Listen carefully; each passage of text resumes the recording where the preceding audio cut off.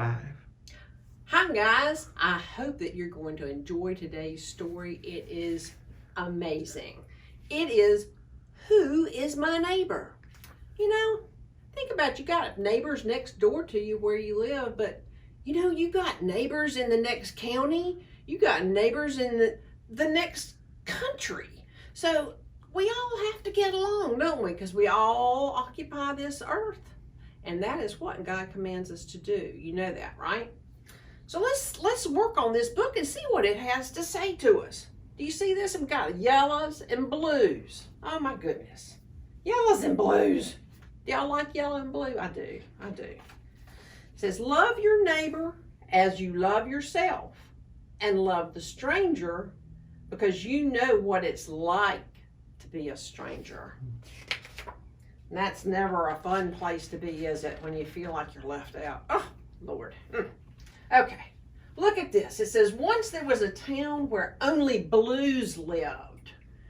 There were navy and indigo and aqua and sapphire, powder blue and midnight blue.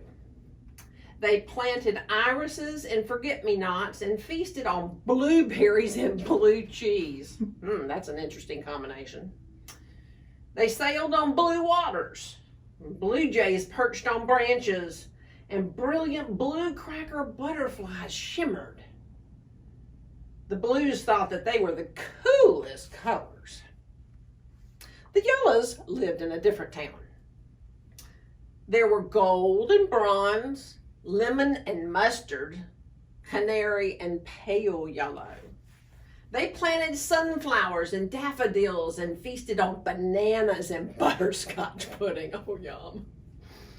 They traveled on yellow brick roads. Goldfinches perched on the branches, and busy yellow jackets buzzed. The yellows thought that they were the hottest color. Blues and yellows didn't like each other very much. The blues said, be careful of those yellows. We're better than they are. They're not our neighbors. The yellows said they warned their children not to go near the others. Says, be careful of those blues. We're better than they are. They are not our neighbors. For years, the blues said that there was no such good thing as a yellow. And the yellow said that there was no such thing as a good blue. Isn't that amazing? Weren't very friendly, were they? One day, Midnight Blue put on his best blue helmet and he got on his blue bike. He loved cruising under the bright blue sky and passing by tranquil blue lakes, singing a bluegrass tune, one of my favorites. Then, out of the blue, someone passed by so close to Midnight Blue that he lost his balance. Bumped up. Midnight Blue tumbled to the ground and his knees started to turn black and blue. Midnight Blue needed some help. Along came Navy. Navy will help me, Midnight Blue thought. But Navy was afraid.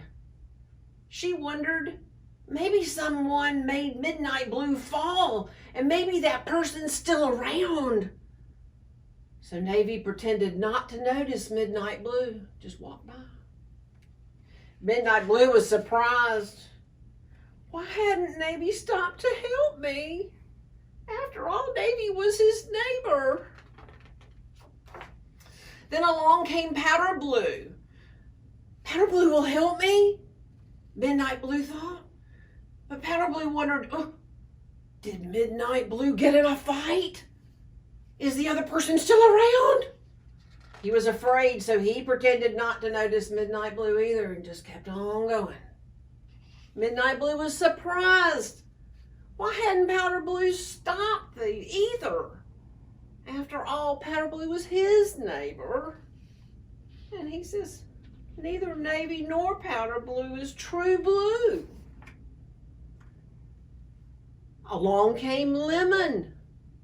Oh no, a yellow, thought Midnight Blue. A yellow will only make things worse. Maybe this yellow will steal my books. But Midnight Blue wasn't the only one who was scared. Lemon worried about helping a blue. What if that blue wanted to trick her? What if that blue jumped up and took her bike? Maybe she should just hurry by. But Lemon didn't hurry by. She decided to help. She didn't steal his books. She picked them up. Look at that. See them holding him. Yellow is holding Blue's arm to help him up and carrying books. She lifted Midnight Blue from the dirt and handed him his helmet and helped him get back on her bike.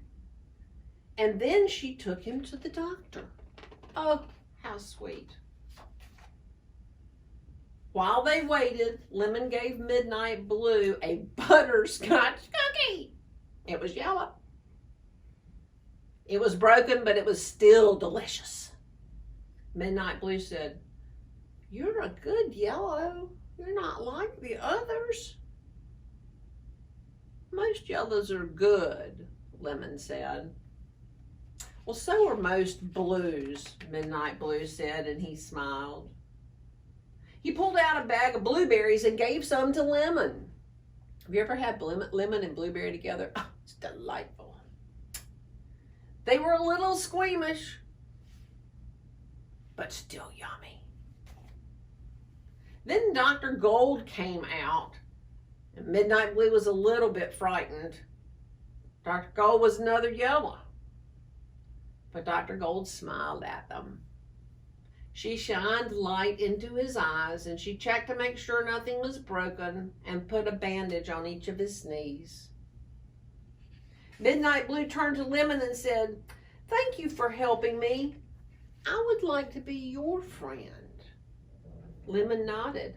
"Of course, a good friend." When Midnight Blue returned to his town, he told all of the blues what had happened. It was not at all what they had expected to hear. He said Lemon did not pass by. Lemon did not look the other way. Lemon helped. And Dr. Gold did too. The blues thought, the yellows do not look like us or eat the same foods, but maybe the yellows can be our friends. Wouldn't that be a wonderful thing if everybody could be friends? When Lemon returned to her town, she told all the yellows what had happened. It was not at all what they had expected to hear either. She said Midnight Blue wasn't mean at all. He was thankful. He shared his blueberries. They were so sweet. From now on, we're going to be friends. The yellows thought, the blues do not know our songs or grow our plants, but maybe we can help the blues and the blues can help us. From that time on, the blues and the yellows began to say, maybe we don't have to look alike or even live nearby. Perhaps we will like hearing new songs and tasting new foods. We might like making new friends. Maybe we can all help one another. Maybe, said Midnight Blue. And Lemon smiled. Maybe. Just maybe. Wouldn't that be wonderful if we could all be friends? I hope y'all have a wonderful day. Take care. Hope to see you soon.